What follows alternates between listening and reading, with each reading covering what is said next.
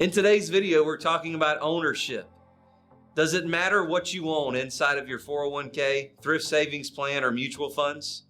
Does it matter how the companies treat the environment? Does it matter how the company treats their employees? That's what we're going to talk about today.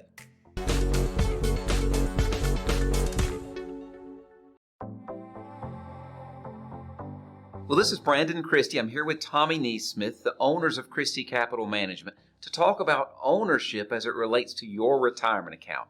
So, Tommy, what I find the number one issue when I'm talking to people is they don't understand that they actually own the companies in their portfolio. You know, in modern era, we have compiled mutual funds together on top of mutual funds, and this fund, that fund, and there's actually hundreds of stocks typically underlying one mutual fund. So you ask a client, what do they own? And they're, well, I own a Vanguard fund or an American fund. But the reality is it's hundreds of individual stocks. And as an investor, we actually own those individual stocks, no matter how many layers you are removed from that. Is that what you've seen? Yeah, absolutely. That confusion or misinformation of ownership, of what that means, or not even realizing that you're an owner, right? You don't think about that. When you purchase a mutual fund or any type of investment, it's just that. It's an investment. But as you begin to peel back the onion on it and begin to look at it, you really do see that, I do own a portion of that company. And I do have an opinion in that company, and it matters. And that's a revolutionary kind of idea or concept, even for me initially, right? When we began going down this journey of ownership as it relates to your investments. Yep, that's great. Well, there are a lot of things that we need to consider as we're helping clients walk through the ownership discussion. And first, the reality that you are an owner, and as an owner of a particular company, you get the benefits of the profits from that company, but you also have that responsibility to act like an owner in a very responsible, good way for the company. You mean as an owner, I have to act different? Yeah. I'm responsible for something, right? Yes. Yes. That's really different in investing in something like your thrift savings plan or your 401k or your IRA. Again, revolutionary, whole new concept that there's some responsibility that comes with that ownership. Yeah. Well, and I appreciate what's happened in our industry over the last decade, and that multiple fund families are now coming out with good funds that are concerned about ownership and how we act in our voting rights as an owner and what the company is actually doing and producing in our culture, doing good, helping humans flourish. One of the many partners that we have in this space, Eventide, put together what, in my opinion, is one of the best questions to ask as it relates of, do I want to own this company or not? So I thought you and I might go through those questions and let our audience hear how that unfolds. So the first question. Would you want to work under the leadership team of that company? That's an important question, right? The leadership of companies matter. And you can think through history and look at companies who've succeeded well, and you can connect the dots all the way back to leadership. And so, do you want to work under leadership? I think that's an important question, don't you? I do. And you take the biggest one in our recent history would be Enron. Oh. I mean, the leaders of that company just did everything unscrupulous, and it happened throughout the organization until the whole thing fell apart. And you see that play out. So yes, leadership from the top down matters. Everything rises and falls on leadership. So we need to invest in companies that have good, healthy leadership practices. No, I agree. And second question is, how likely are you to recommend this product or service to a friend? Referrals. Right? In our business, referrals are important. People recommend people to come to our firm and talk to us or our advisors. And throughout our life, we go to companies or do things, and if we have a good experience, we will refer people or recommend. So as you think about owning a portion of this company as an investor, are you likely to refer someone? What a great question. What do you think? Yeah, and we have gone so far with that particular question. There's books written on it. It's some of the analysis is called Net Promoter Score, if anybody wants to go look deeper into that issue. But that Net Promoter Score needs to be high enough to know that business has a going concern. People will continue to buy their products and grow in that space. So that is a big deal in the industry today because it is a strong indicator that your business can continue. Again, we want to own companies that the customers want to continue doing business with. Yeah, that's important. Yes. Right? No customers, no profits, no returns.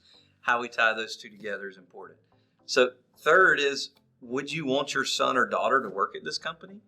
And we both have teenagers. Yes. And working age and young adults, and do you want them to work there? That's an important question when you're thinking about investing in a company. What are your thoughts? Well, I'll give you a personal example. So we're a very conservative family. We've sent our children to what I would call a little bubble, if you will, to grow up in a small Christian school. That's just the way we've chosen to live life. My son goes off to college. COVID hits, so he has to go get a job because he's going crazy in a room with nothing to do. So he goes to work for a plumber. And he's learning a lot of plumbing, but he's unfortunately exposed to some things that we didn't expose him to. I mean, the plumber, he'd only spent 18 months in jail, and my son learned some things like you can't vote if you're a felon, different elements that we didn't teach him at home, so it was a very good lesson.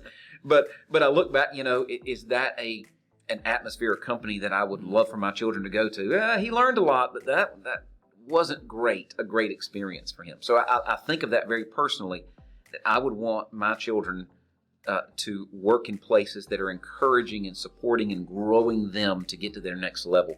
And that, again, that's the kind of companies I want to own in my portfolios. Right. Companies that are making a positive difference regardless of what their trade or industry they're in. That is huge.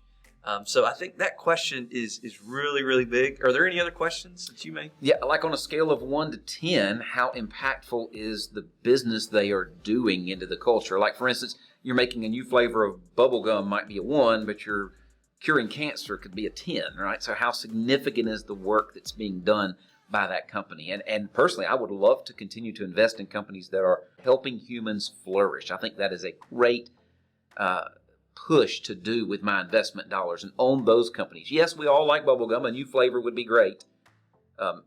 Putting those dollars to work to do great good, I'd love to maximize my investment dollars and still get a return on them. Yeah, and I think the word that you're really saying is companies that are making an impact, right? They're making an impact on the world that they're in and they're part of. And that's huge. That is a big deal when we talk about ownership. Nobody wants to be an owner of a company that's not making an impact, right? It's important.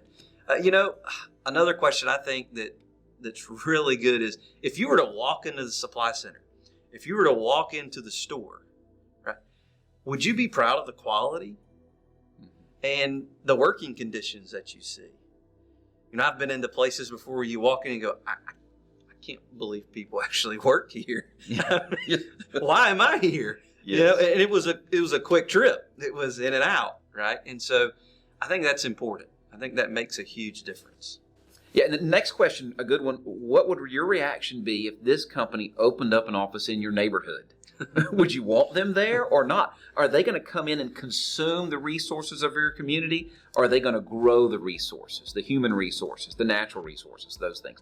We want companies that are being welcomed into communities, that get some good tax breaks because they're going to bring good things to the community. Let's get involved with those companies. And those that are just trying to maximize profits, whatever the human cost or the environmental cost, no, they don't need to be part of the portfolios. We need to be responsible as owners of the company. Again, we need to be responsible to buy and own companies that are doing good in their local host communities. Yeah, I agree totally with you. And the last question I think that's important that you should ask is, does this company environmental policy?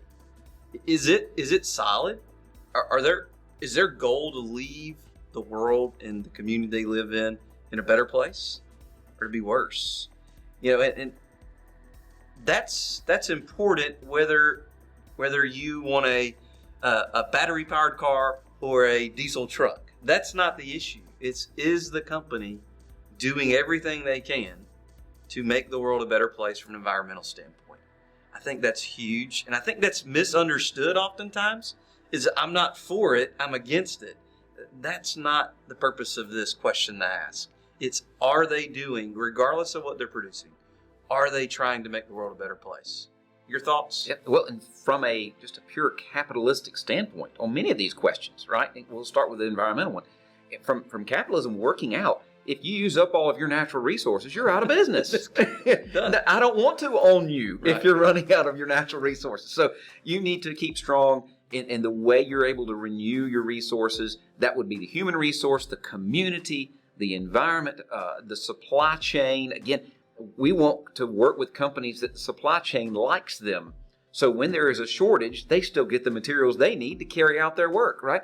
All these things matter in regards to a company's success, and we want to be owners of that group. That means all the companies that are out there are not part of the package. Sure. Many of them are more concerned about just showing the profits, and whatever else happens doesn't matter.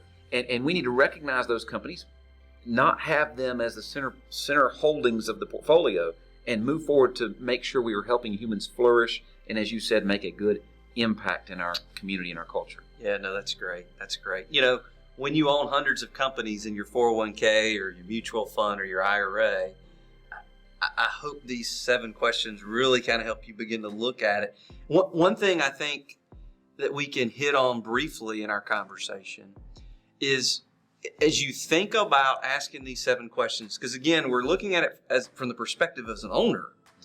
I've never met an owner that didn't want to make a profit. Yes. No, we work with lots of nonprofits and charities, and that's not necessarily their goal. But in the business world, I've yet to sit down and have a conversation with an owner who was not interested in making a profit. So I think that's a good thing to remind people of. As you're looking at strategies, as you're looking at the companies from an owner's perspective, you still want to make a profit. And so these aren't companies that are sacrificing profit necessarily for these things that we believe are core values to ownership. Is that something you... Well, and a decade ago, it was a different story. Really, when you looked at the funds, the few funds that were available even 10, 15 years ago, the vast majority of them underperformed relative to the market because of costs and the difficulties of screening and figuring all that out. Well, fast forward, now we have a large industry of values-based investing where owners can come to the marketplace and just buy companies that fit who they are. Right. That expansion of the market and the growth of artificial intelligence, all the other elements that make this work, have made it a much more efficient and profitable marketplace than it was even a decade ago, to the extent that now there are multiple studies out there comparing returns of the market to returns of a portfolio that doesn't hold everything, and it's amazing how they parallel. You do not, at this point, we do not have to give up return to still invest our values, and that's a beautiful thing. I'm glad the industry has gotten us to that point. Yeah, and what a tremendous privilege to be a part of that. Yes, you know, as we talk about ownership, as owners of Christy Capital and stewards of it, right? We get to be a part of that and help guide people and walk them through this process of discovering, is that a good fit for them?